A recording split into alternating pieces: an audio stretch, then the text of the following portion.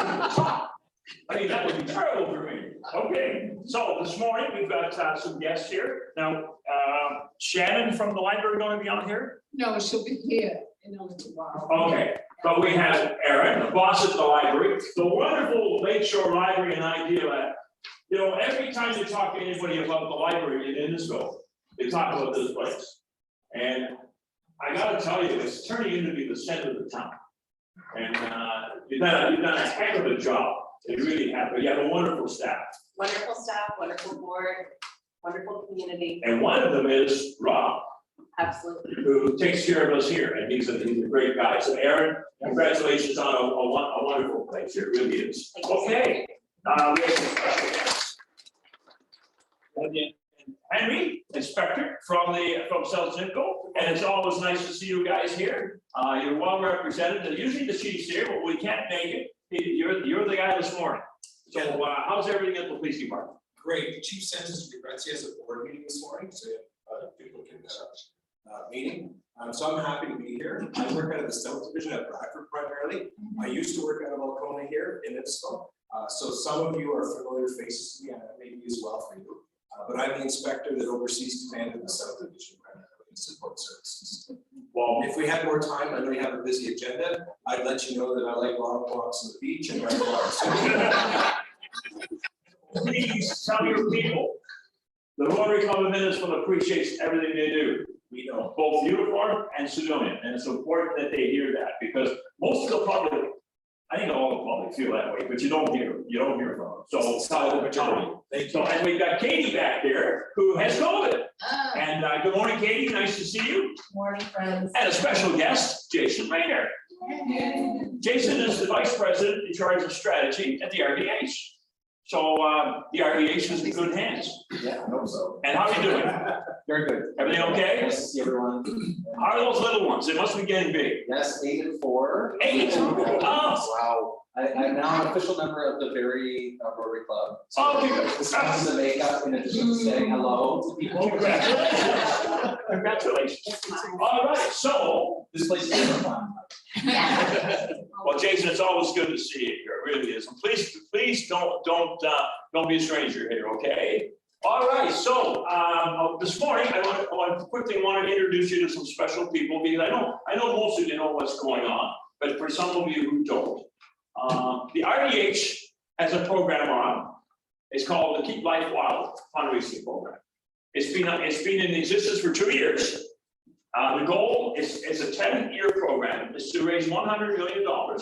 And what we're going to do is we're going to double the size of the RDH, and we're going to build the South Campus in Innisfil, which, when it's completed, will be the same size as what the RDH was when it was completed. So, in essence, we're going to have a hospital here in Innisfil, and that's absolutely fantastic news. So, this morning, I want to introduce you to some special people.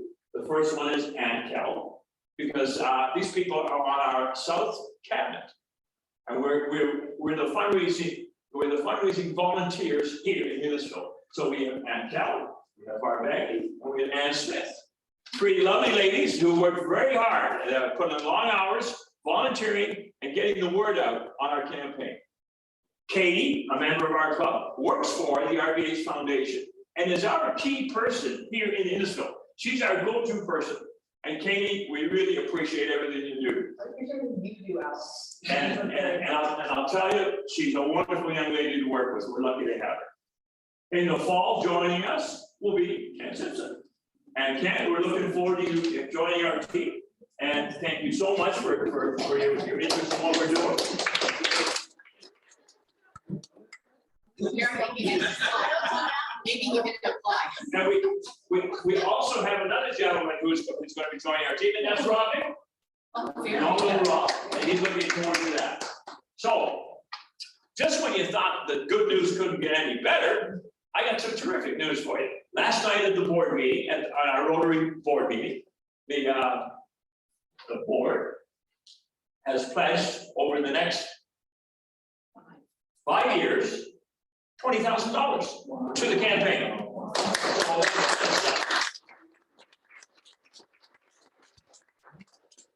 That's absolutely fabulous. So what I want you to do is, I want you to get the word out there, help us. People are always asking about this. Oh, yeah, well, we're never gonna see it. No, you are. This is gonna happen. And Jason, fair to say that out of the 100 million we're looking for, we gotta run 40 million right now, roughly? Okay. We need more, lots more. Yeah. And I gotta tell you a quick funny story. So Howard Courtney had a board meeting at the church many years ago before they built that beautiful big church. And he had all of the members of the congregation and the board, they were all there. And he told them what it was gonna cost to build this building. And they said, oh my God. He says, well, how are we gonna do that? He said, well, it's already happening. The money's all here. We've got the money. And they said, well, where is it? He said, it's in your pocket. and you know, Howard, so that went ahead and that was built. So thank you for the time this morning to talk about this. Rotary clubs in this area have always been a key part of the hospital. And going forward, I'm sure the relationship between the Innisfil Rotary Club and the South Campus will be a very strong one. So, Jason, thanks for everything you're doing at the hospital. Katie, thank you so much. And great to see everybody this morning. As you can tell, I'm a little bit pumped this morning. Yeah. Are you?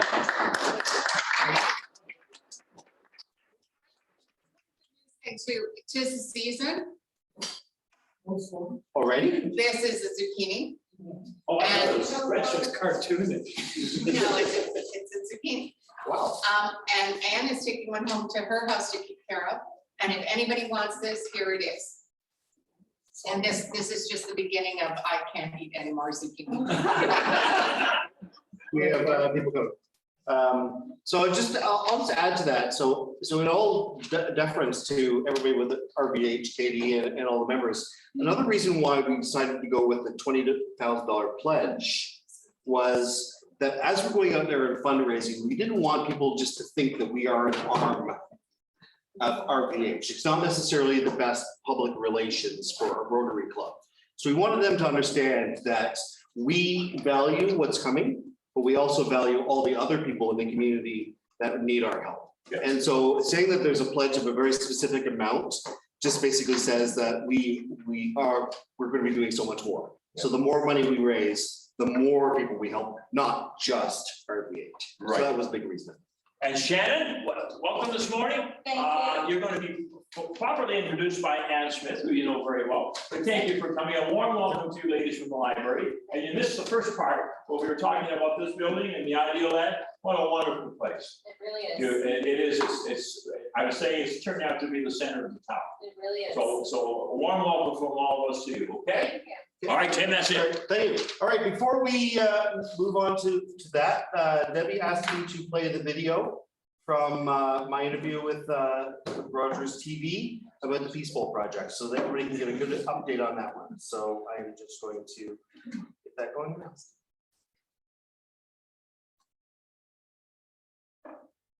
And forgive my use of I in this. I really should have used we more, but it was a one-take thing. I improvised the entire interview.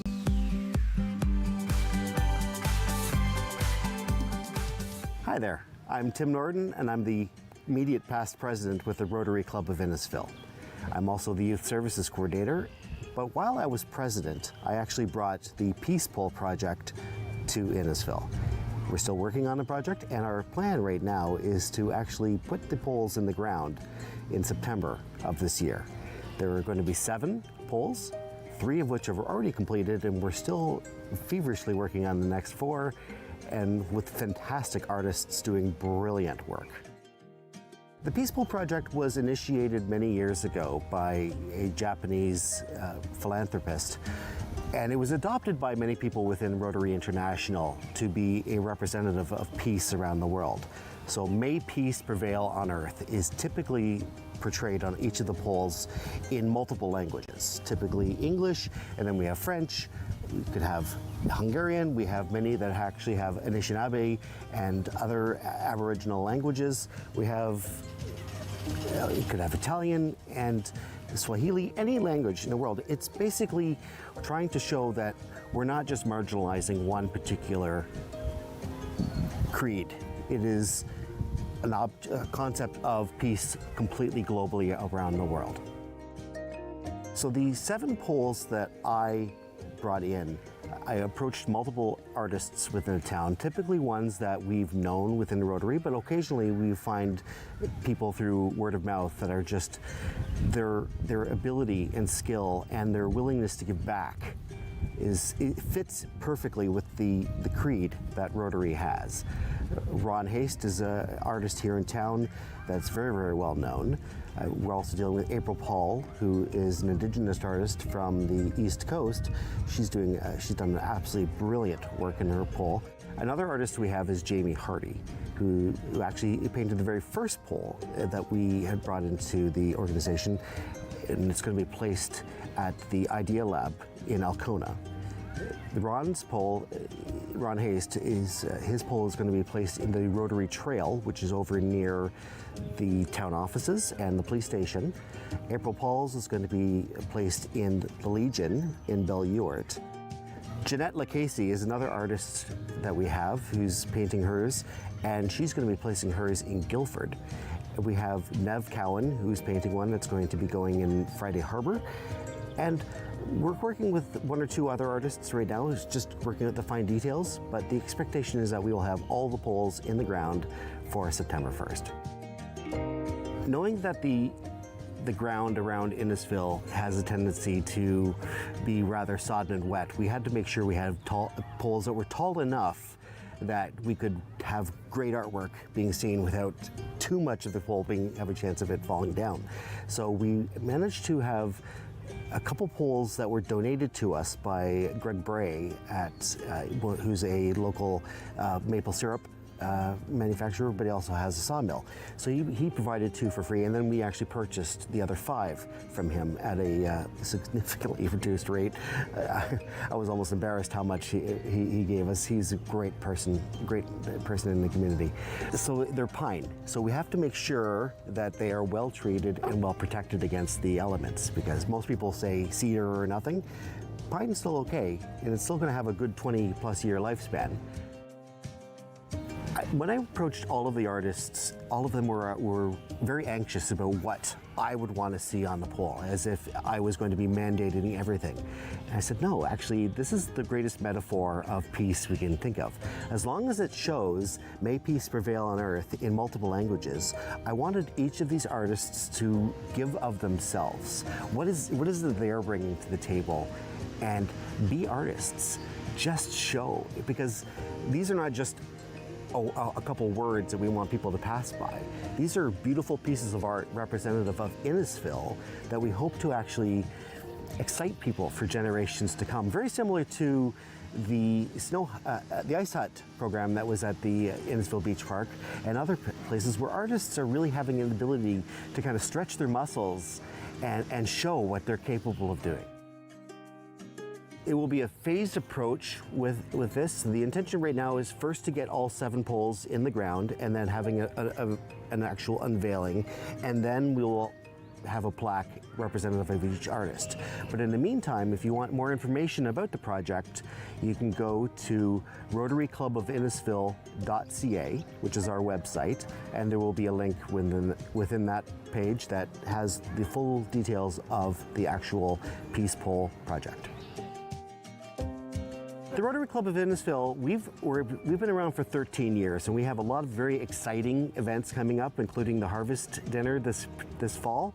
But in the meantime, we meet every Wednesday morning at 7:30 a.m. at the Idealab in Alcona. We are open to guests all the time, and we're always looking for people who have a particular message that they may perhaps want to get out there. And we have guest speakers that come and speak to us all the time. And so if you want to talk to us, please feel free to reach out to us anytime. And I know that our current president, Debbie Savick, and I, and all of the other Rotarians would be very happy to have you join us.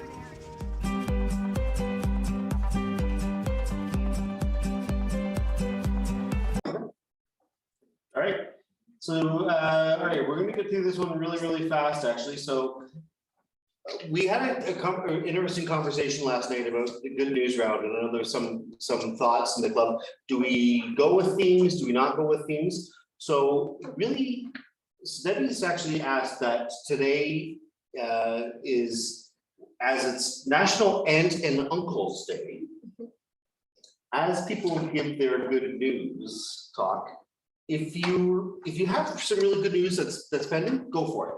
But if you're struggling, think of a favorite aunt and uncle. Think of maybe being an aunt and uncle. So it's just these are prompts just to kind of make it easier for some of us who may not think of. So that instead of always saying, just happy to be here, maybe you do have something that the entire club would love to be able to hear. So do we have Al's got it. All right, so Al, kick us off, sir. Well, unfortunately for me, it's a bad subject because when you're 78, all your aunts and uncles are dead. But did you have a favorite story about it? I had absolutely no control over it. It just happened. But I did get to meet them when I was younger, and they were wonderful, wonderful people, okay?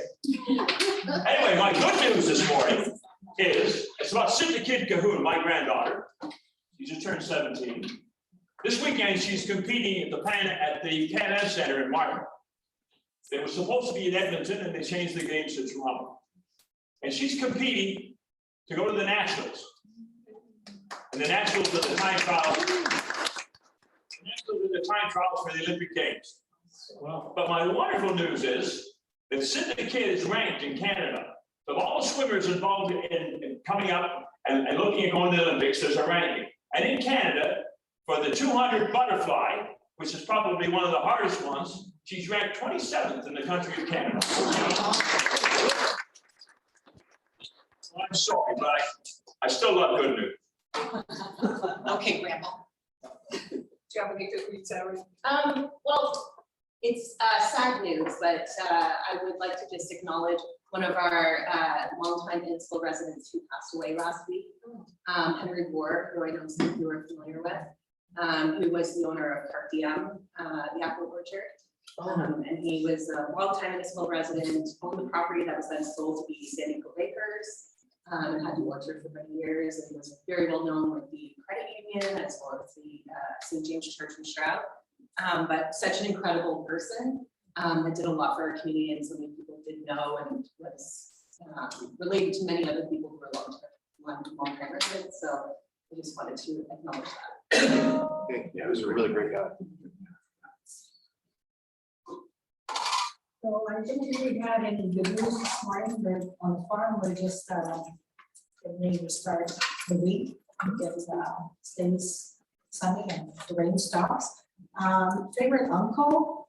I had an uncle who was from Holland, who was a little boy during World War II. This uncle was favorite because I think he was born being a business entrepreneur. Because it was like he had the Midas touch. Every business he started when he was here in Canada just did really well. And he was able to use that to give back to the community. But his Midas touch started when he was about 8 in Holland. The war had just ended, and things were pretty tough. And my uncle would go up to the Canadian and the American soldiers that were there, and they would give him chocolate bars. And rather than eat them, he would collect them, and then he would go to another group of soldiers and he would sell them.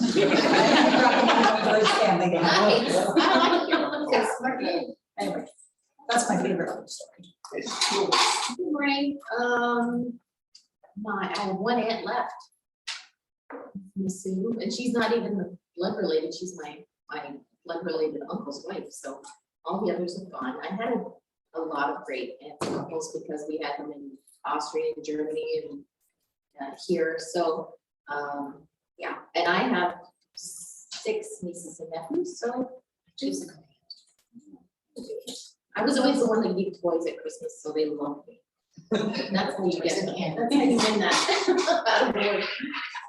Actually made me think this morning. I have a lot of aunts and uncles too, because in the day, my father was one of 8 children and my mother was one of 7. So there was a lot of aunts and uncles. And but Uncle Jack never married. Uncle Jack was a bachelor until we found a lady friend. And then, but he had to explain that to us, that he wasn't married to her. She was going to live in his house and she would make dinner for him. And I guess me, I said, You have to marry her then. Like, it just seemed obvious to me. Why did Uncle Jack not know that? But Uncle Jack was the uncle who always gave the toys at Christmas and not projects and things like that. They were always fun things. And Uncle Jack is why we went to see Grandpa Helen. My mum was the youngest of 13. My husband's mum had 9 siblings, so we have more aunts and uncles than we want to deal with.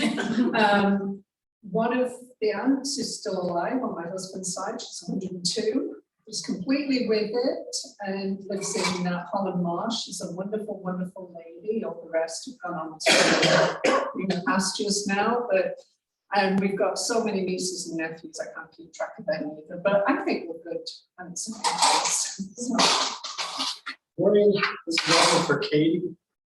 thank you. So, yeah, I have 3 uncles and 3 aunts, so 3 brothers, 3 brothers married 3 sisters. So we had a very close knit uncles and aunts, and they lived in the Ivy area and Thornton, Stroud. And yeah, we made for a great relationship. The brothers are very close. They were all engravers. Some of them did engraving, especially Uncle Chuck for People's Credit Jewelers. He did hand engraving. He was very good at it. I don't know my aunts and uncles that well, but going to a wolf sanctuary next week. So You might find that. I had 21 aunts and uncles in total. I still have 5 left. They're all under, I don't know, late 80s, early 90s now, the ones that are still around. But they were all great because I had the ones that were involved where I went to visit several times. And they like to party over there, so. That's party. I'd like to thank my uncles and aunts for giving me such a great example over the years that I just recently found out I'm the fun uncle. Carry gun. My aunt, 96 years old, she just got a rehab, she's living by herself, and she's fighting me, I want to put internet in the house, so I can use my cell phone to spy on her.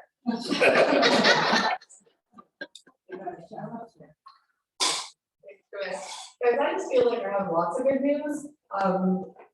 Just got back from vacation. It was fabulous, all the way to catch COVID, but thankfully the symptoms are like super mild. But when it comes to aunts and uncles, part of the reason that I've been sort of able the last couple months is I've been spending a lot more time with my nieces. So I have a 9-year-old niece and she's 2.5-year-old niece. Just doing a lot of babysitting. My sister's going through separation, but that time with them, as much as this has been a little bit of an interesting few months, has been so nice. And just to see, my nieces with my kids and them develop that cousin relationship is really nice. So for me, I had, my parents are one of 4 each, so I was very close to my aunts and uncles, and my cousins are some of my best friends. So it's nice that I can do that for my kids. Good morning. My brother's actually coming home this week. He lives in the States for school. So I'm really excited because this is the first time I'm seeing him since Christmas. So we're actually going to see a lot of my aunts and uncles while he's home. So I'm really excited to get to see them and my cousins. Thanks for including us. My good news is my nephew and his wife just had their first baby, and so it's my first great niece. And she was born on Friday, Isabella Selena, and I'm anxious to meet her. They live in Petawawa. And then my first great nephew will be 1 next week, so we're happy to be able to celebrate with them. I guess in a way, I have aunts and uncles that are in England, and they're quite distant in respect to that. We only have 2 surviving aunts and uncles right now, so. But interestingly enough, last summer, last July, Ken and I met with one of his aunts who we haven't seen in 50 years. And she's in her late 70s, and it's unbelievable to be able to catch up with her and enjoy the time we had with her, in that respect. So it was all of fun. We take only one, yeah. Oh, Yeah, a few months. So yeah, Jason Maynard, quick uncle story. My dad's brother was the joker of the family, I guess you could say. So I'm pretty sure I was around 6 or 7 when he started giving us sunshine calendars at Christmas. All the boys in the family, which my mom and aunts were not super pleased with. It's probably not appropriate today. It was But my good news is we just finished cycling from Pittsburgh to Washington in the US, so about 420 kilometers over 4 days. So my legs are still sore. We probably passed you on the road, going like, get out. Yeah, it's a beautiful trail. Like they converted a rail line to a trail, so it follows the Potomac River basically. That area is just gorgeous. Very good. Did you camp or? No, we did Airbnbs actually. Okay. Which was good, except for the one night where we arrived at the Airbnb and there was a sign that said in big bold letters, "This is not an Airbnb, do not knock on the door, it's fraud." And so we knocked on the door anyway. Because we were exhausted after 100 kilometers. Come on, because the picture was the same. Yeah. And I guess it was a separation issue. The husband came to the door and said, "My ex-wife, we're still having challenges, so she continues to post our house on Airbnb when it's not an Airbnb anymore." So that was unfortunate for them, because we of course not to get the story, which I feel bad about now. Anyway, it was hotels, thank God. So I was just sleeping on the bench. Oh, dear. On your bike. Actually, we have a late arrival. Taya, do you have any good news for us? And welcome back. Sorry I'm so late. I didn't realize I couldn't come across Innisfil Beach Road coming from Derry. You call it, you come here more often. No, I have to go.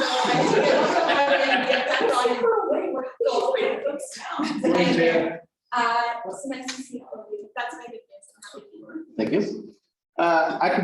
I have an incredible amount of aunts and uncles, similar to what Anne was saying.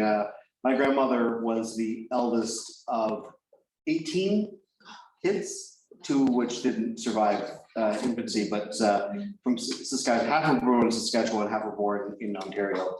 My grandfather was the 3rd eldest of 9. So there was a lot of aunts and uncles, but my favorite uncle story is actually my uncle Nick, who passed away a couple of years ago. Is my Aunt Marilyn's husband, Nicola. He was actually born in Italy, but he loved to fish, and he was just a really, really good guy. He used to work as a buyer at AMP when it still existed, before it became Metro and everything else. But he would buy me big slabs of female bacon. As a buyer, he had access to those kinds of things. That was my favorite thing as a kid, back bacon. So, but he's one of those people that I remember taking me when I was really quite young to Lake Erie, and would take me fishing, and those little moments you sometimes have, because my parents were really young. It was good to have other people that were adding that extra influence on a young child. It helps a lot. So that's my good news. Right. Excellent. Just a couple quick things from the meeting last night before we move on to our speakers. Susie and Ann, did you want to just give an update to the club on what we talked about? Remember? Oh, yeah, we have, is it your church? They started it, it's something else. The Guilford Hall is having a soup contest again this year, and they invited the Rotary Club to join in. So we thought, in the old days when we were challenged with such an event, we would have a club fellowship night where we would come together and everyone would make something. We used to do the chili festival in Thornton. So we thought maybe we would do a soup challenge within the club. So anybody wants to bring their own flavor of soup, and then the best one that gets voted in will go on to represent our club at the contest in Guilford, sorry. It's early. So we decided that September 22nd, mark your calendars. If you can do, that's the night we're gonna do it at my house. So everybody, like in the old days, we used to come to a fellowship at my house, and everybody bring the crock pot with your soup, and we will try them out. Everyone's invited, so I'll send an email out to everybody and invite everybody with the address, and we can make an event out of it, so we can all get to know each other a little bit better. And then we'll pick that best suit, and that person goes to the contest to represent the club. Thank you, Susie. So the contest itself is October the 22nd from 12 till 2 at the Hall in Guildford. So even if you're not a suit maker, or if you don't win the suit contest at Susie's, please come and support the contest at Guildford Hall. The funds that are raised go to the Canadian charities serving children around the world. So it's good cause. Now, unless there's been a change since last night, I should put out to the club a call to action. If anybody is connected at all to a chef, we are. Okay. We have names? Yeah, I've got 3 minutes. Awesome. See, that was a quick call to action. So yeah, just to make sure that we are solid for our harvest dinner. It's apparently it's a very, very popular date. So a lot of chefs out there are busy, or they're just not able to take on a philanthropist kind of role. So, additionally, one thing that was brought up last night as well is, for those who don't know, Debbie has spoken to both Teresa and to Andrea, who are both online now, to take over as membership services co-chairs, so that we can begin moving forward in that aspect. However, it wasn't actually ratified by the club. So is there anybody in the club who has any reason to not be happy with that decision? Okay, then can I get a vote for everybody, that all members vote yes or yes? Jim, can I recommend we change that to who can now vote to support the choice of, rather than say not have an objection? I think more positive. Okay. Better. Okay. Yep. Okay. That's true. So is that a yes? Is that a yes to everybody? Can I have a raise of hands, everybody? Okay, congratulations, Teresa and Andrea. You are now officially our membership services co-chairs for the Rotary Club of Innisfil for 23-24. Excellent. Thank you so much. Thank you. You're welcome. Okay, I'm just going over here. Was there anything else? Oh, yes. Youth services, so next generations.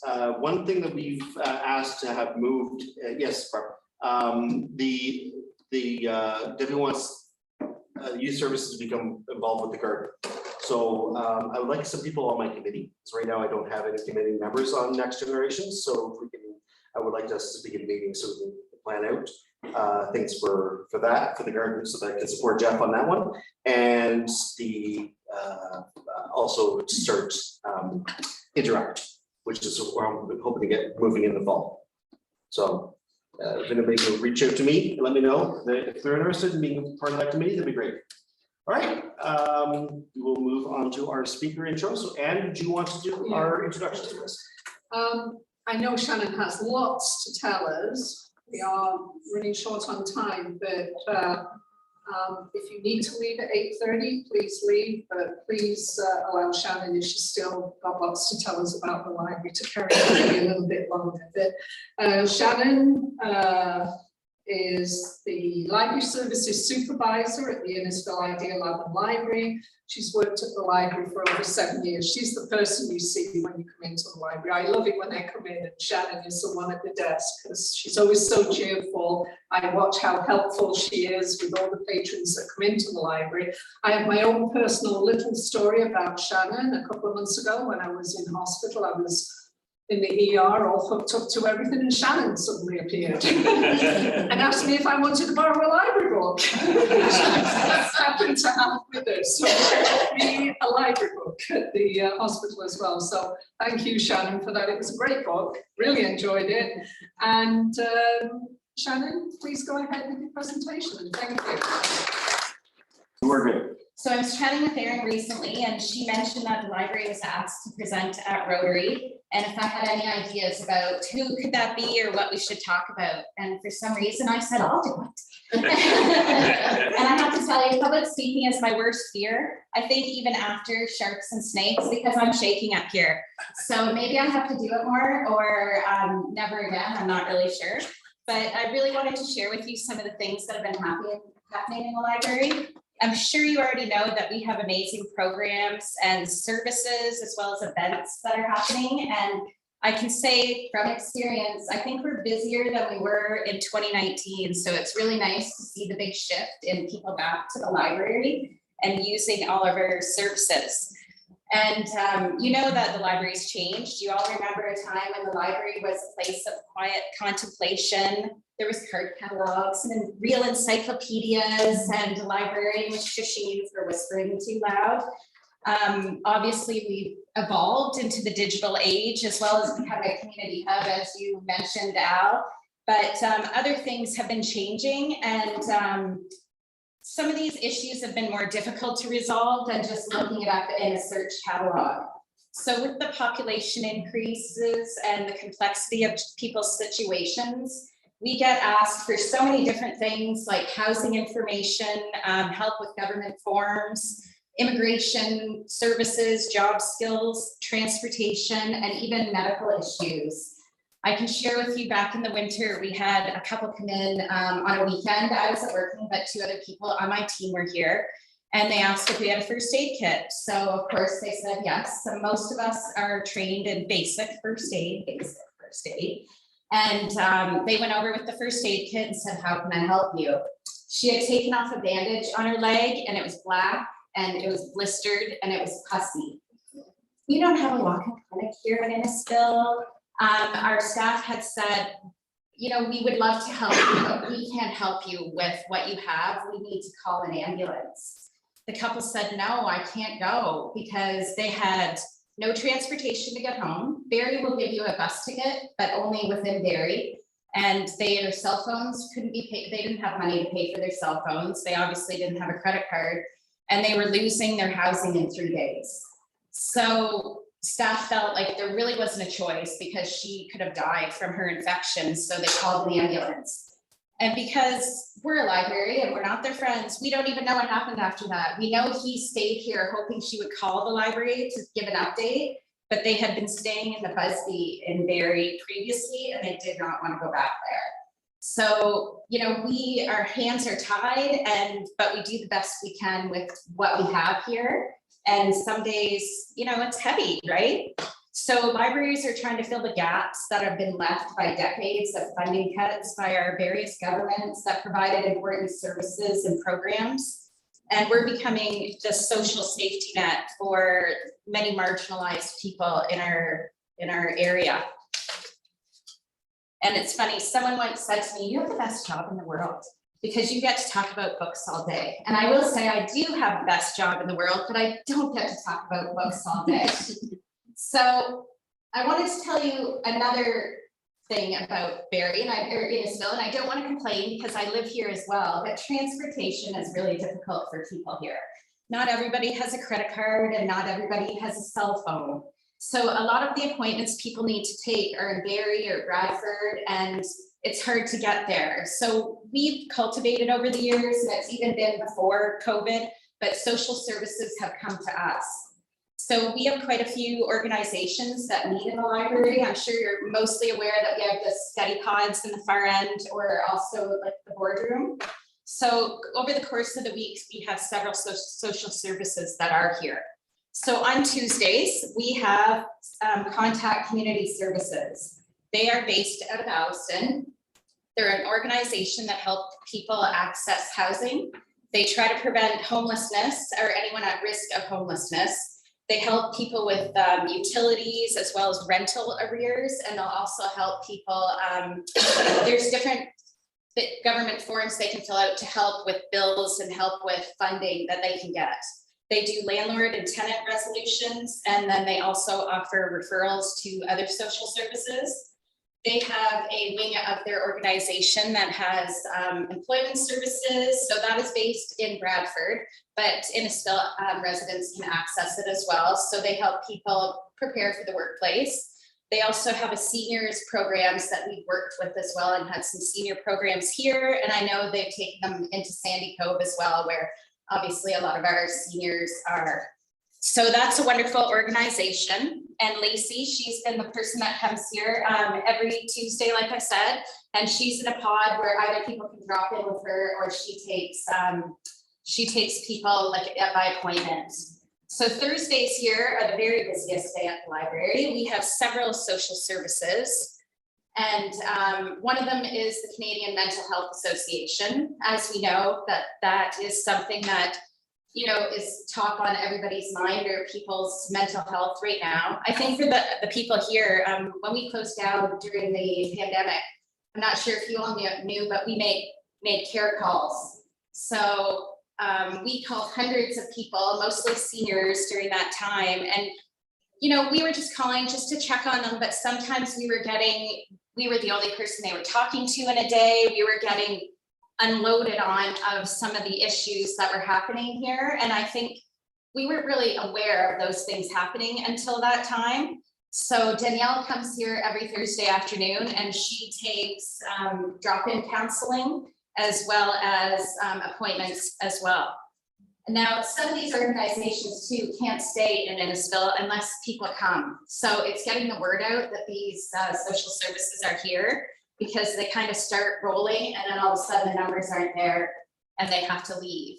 So promoting it is really important. And with mental health, for some people, it is a stigma. So coming into the library isn't always ideal, that people can see what they're, you know, who they're talking to potentially. But for a lot of people, they used to be at the Rizzardo, and with transportation, it was really difficult to get to the Rizzardo. So they've been coming here, which is wonderful. On Thursday is what we have My Sister's Place. So I'm not sure if you're familiar with that organization. They're also from Alliston. They're a nonprofit organization that provides outreach and residential services to women and children living with violence and oppression, as well as legal advocacy. So again, they take drop-ins, and they will also see clients here too. Now again, on Thursday, we have the YMCA Immigration Services. So they have been coming here for years, long before I started working here, and helping new Canadians navigate government forms, education, English classes, schooling. So now we've seen more new Canadians to this area. I think the number is one of the highest in Innisfil and all of Simcoe County. So when they were polled, the top 3 things that help new immigrants transition to life in Simcoe County are making friends, having family, and coming to the public library. So back in January, I was at a conference for immigration services. And it's funny, like everybody said, I'm usually on the desk, but lately I've been getting out. So that's new for me. But I did go to a conference. It was through the county, so immigration services. And I found out there that ESL funding has been cut in the government in the past couple of years, which I find extraordinary considering we've had more new Canadians than ever.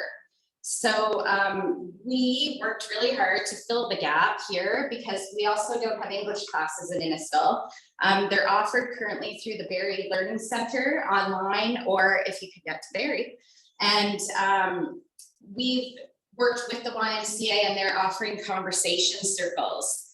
One of our staff members has a Russian background, and she is really involved with the new Ukrainians here. So she has a really great Facebook network, and she's used those networking skills to get people to come to the conversation circle. And it's been super rewarding and well used. So it was really great to go to the conference and understand the need of the community that maybe we didn't really realize that we needed here. So there's also, I recently found out, an immigration center in Bradford that Innisfil people can access, but they're closed in the summer. And again, it's transportation. So they all have a wing that helps new Canadians help register their kids for school as well, and get the needs of what people will need here. I also met at that conference the ESL teacher at Nantire, And he has had to cobble together some resources because again, he's had more newcomers than ever. So we finally managed to have them come here, and it was so amazing. The kids got to use the hack lab, and a couple of kids had never been to a library before because in the places they came from, there just wasn't access. And then some of them too are not as comfortable with a government service. So it was really great to see that. And some of the kids that could speak Russian really connected, which most of the Ukrainian kids had, with Mariana here, and they've been back several times, and they've done their volunteer hours here for high school. So it's been really wonderful and really rewarding. And then it lets them bring their families in to come here and see our services for their younger children or themselves. So that's done really well here, and I think there's more we can do. So it just takes time to get these things rolling. So, but it'll happen, I'm sure. Another organization that comes to the library, I think they were here last week or the week before, was Shift. So support and hope for individuals and families today. So you know that they have outreach as well as a shelter. So the outreach program comes here on Thursday afternoons, and they bring prepared meals, hygiene products, clothes, as well as harm reduction kits. And last Thursday, we actually needed them here, which is amazing. And I will tell you, my daughter works there. So I knew last week we were opening the branch, and one of my team members, Emma, was opening our digital media lab, which is in the far corner. She noticed there was a young man outside, and he was rolling a joint, but whatever. And she said, I think he looks like he's in trouble. So Rob and I went out, and we said to him, are you okay? And he said, no. He said, it's only weed. And I said, you know, just so you know, weed is like alcohol. You can't smoke it, like you can't drink alcohol in public. But he goes, oh, I'm sorry, I didn't know, which is fine. I said, can we help you with anything? And I can be overbearing, so I wanted to be careful, you know, because I didn't want to scare him away. I wanted him to know that it was okay to come in here. So I said, we have food inside, and I can help you get resources. Do you have anywhere to stay? And he says, no, I don't. I said, why don't you come in when you feel like you come to the desk, ask for me, and I will help you. Well, amazingly, he did come in because, you know, sometimes it's hard to take that step, and he introduced himself. I found out, well, I won't tell you his name because of privacy, but I'm going to call him Max because I found out he's 20 and my son Max is 20, and it really like hit me because, you know, in other circumstances, it could be him. And he said he doesn't have anywhere to stay. He doesn't have a cell phone. He doesn't have a food. I said, I can help you. I explained what Shift does if he needed any resources that they can help him with the services. And he said he would like help. So I said, please take anything you want from the fridge and the pantry. Unfortunately, last week, I'm not sure if you all saw on our social media, but there was a 1-year-old birthday party in town. And instead of gifts, they gave food for the fridge. So there was lots of easy snacks to take, which was super helpful. So I ended up calling my daughter knowing she was going to be here at noon. And I said, could you bring some supplies for this young man? I'm not sure because he's a bit skittish what exactly he needs, but can you bring some maybe prepared meals, whatever. So I told them they were coming and I said, when they get here, would you go out and talk to them? He said yes. So they did get here. I took them out, introduced them to my daughter and some of the other outreach workers. And because we don't have a shelter here, she gave them a tent, which they have because a lot of the shelters are full anyways, a tent and a sleeping bag. And she gave a backpack of clothes and some hygiene products. He was really happy. He came in and I offered him a library card. I didn't know he was going to be here. We have rules about library cards. You have to show ID that you live in Innisfil. He did not have ID. He couldn't get his social insurance number. I have a feeling he was kicked out and all of his things were at home. So I gave him and just, you know, because I didn't want him to feel like, I wanted him to feel like he can come in. I said, you can stay here from open till close. You know, like go on the computer, whatever you need, just ask us. And again, I didn't want to be pushy because I didn't want to scare him away. But last Thursday was the terrible weather. So I was done at 5. My colleague Mariana, who is wonderful, and as are all my colleagues, she called me after hours and said, he can't sleep outside, like we're having, torrential rains, it might be a tornado, what do I do? My daughter was home, she's like, call Youth Haven, it's another shelter in Barrie, but it's for youth up to age 24, full. Call Busby, full. Keep in mind too, if he was going there, we would have had to pay for him to get there, which is fine, but that's a Band-Aid and it's one person, we can't do it for everybody. So all of those were full. So my daughter knew, which I didn't know, that you could call the police and there are crisis beds. Where are those crisis beds, if you don't mind me asking? There's some in Barrie, and there's some in York. Oh, okay. So we don't know what happened to this young man, but the police did came and he was very grateful. And I hope he does come back and knows that this is a safe place to come and he can stay here. And it's interesting because I said to him, you look familiar to me. Did you go to high school with my kids? I said, did you go? My kids went to St. Pete's. He goes, no. And I said, did you do your volunteer hours here? He said, no, I was part of the mayhem and madness of a few years ago. And when he said that, I went, oh, pre-pandemic, we had a group of kids that hung out here that caused a lot of problems. And when he said that, it totally brought back all those memories, because even though we have been calling the police on some kids, it's not the same problems that we're having now. So that brought back those memories, but he was so nice and so sweet. And like I said, he reminded me of someone like my son might know. And it makes you realize like the needs of the community, because it was so difficult to get resources here. Sorry, I go off on a tangent, guys. That was a good story. I know. Well, I think it's really important to know, like, we all, Innisfil's beautiful. I mean, you don't see the homeless people, you don't see the people struggling because we don't have the places where they can hang out, but there really is a lot of people struggling here. You know that from the support you give in the community, but as well as with the fridge, that it's really shocking to me. And I wouldn't know it if I didn't work here. I would just go on my merry way, make my donations online like I do, and not really realize what is happening here. So I don't know what more we can do, but we can do more. And I think just being aware of what's happening here, it just kind of gets your wheels turning, especially with you guys, with the movers and shakers of this town, and you can make stuff happen. So we also have some other resources that are coming here. Another one is called Youth Call. They're run through the Catholic Family Services. So they've been coming and doing drop-in in the afternoon on Thursdays for teens. So it kind of makes them comfortable, gives them social connections, some mental health support. We have Elizabeth Fry Society that comes here as well for use. So they've just started doing some programs in conjunction in it too. It's about advocacy for use and helping people with homelessness. We've had Matthew's House as well that have done workshops with us. It's a hospice in Alliston, and they've done grief counseling here for people as well as other programs.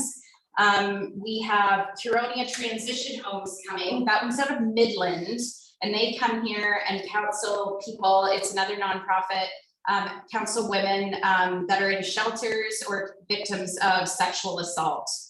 We have probation workers that work out of here, youth workers, as well as social workers. Coming soon is OW, which is super exciting, Ontario Works, because again, you have to go into Barrie if you need to meet with a worker. She's gonna start coming here every other Friday. What's great about it is previously, if kids that can't live at home needed to access government funds, they needed to be signed off by their parents. Well, now she can be their trustee and they can access money. Because I know from talking to Anne with Christmas for Kids that there's a lot of kids that are couch surfing that don't have reliable addresses. And that is a great service that they can access and may not know that there's funding for them. I've also had an older gentleman that he wasn't getting his old age pension, and he's been entitled for almost a year.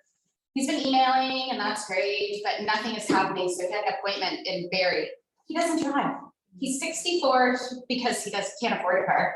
He rode his bike into the Barrie South train station and took a bus to the office. Well, the worker didn't show up. So it's just amazing the barriers people face to try to get things that are for them. Last week I went to another outreach. I don't even know why, Erin. Why am I doing all these outreaches? It was Coffee Conversation through Georgian College for newcomers for employment. So while I was there wasn't a lot of people that came because it was in Barrie in the new health center. And I think for a lot of people it was transportation. But while I was there, I made some connections with a couple of organizations that were there that were hoping to get here as well. One of them is Family Connections. I'm not sure if you're aware of that, is a rebrand of Children's Aid. And as we were talking, she was suggesting what I think is a great idea. She wants to do parenting classes for people, because parenting in Canada is not the same as parenting in other countries. You can't leave your kids at home when they're 8. You can't spank your kids here. So she thought she would like to do some proactive programming. And I really think that is a great idea for people. So she would rather do that than go visit them later. So that's another program that we're hoping to come here. Another one, because I work at the library, another organization I sit on is SCADA.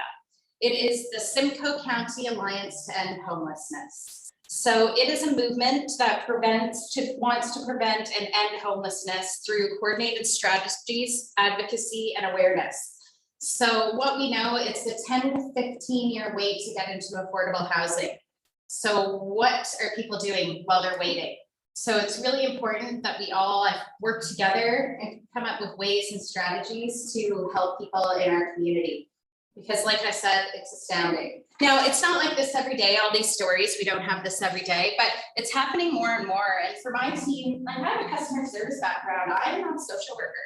And luckily, one of our managers is a social worker here. So sometimes when I do things, I have to say, did I do that right? I've had people come while I'm in the office working and come and cry to me about, he is another one that was on Ontario Work. She only gets $658 a month. His rent was $450. He had to buy food with that. He couldn't keep his car anymore. And his son was living with his ex-wife in Barrie, and he had to get into town to do that. And he just was overwhelmed with the situation and he didn't know what to do. So we're sounding boards for people. And this is what we're doing in the library now. So as much as I love to share with you, and I can share with you all the amazing programs at the library, I really wanted to share with you the social services that are happening here and that are needed here in our community. Yes. Well, I don't think you have to worry about public speaking. No. Because you are, that was excellent. Okay. But I gotta tell you something, I've known about this library since this was a vacant lot. And I've always felt that it was a wonderful place. I had no idea the extent. You're to be congratulated. You guys are fantastic. Yep. As far as all these problems are concerned, it's getting worse and worse in the country. And I think eventually the government is really going to have to step up. Yes. But thank God we got you guys. Yeah. And two, we're not the only library that does this. This is like across Canada for sure that we've all had to take part in. And because people trust the space and trust the people here to help them in a way that we can help as best as we can. And for sure, Aaron lets all this happen. So sometimes these people come into us like organically, like all these organizations, and there's so many more out there that could come here. And it's really great that we can keep going. But it's getting the word out that it's here and getting people that really need it to use it. Yeah. Well, Shannon, thank you so much. We'd like to book you again. Well, I would love to come back to represent to give us a tour Sure. of what's going on in the library as well, because we know there's so many changes. If you want a tour today, I can do that after the meeting too. That's no problem. Well, We we are book you for that. over time, so if anybody Oh, has okay. questions, if they want, Sure. compare everybody else, if people want to stay, it's fine.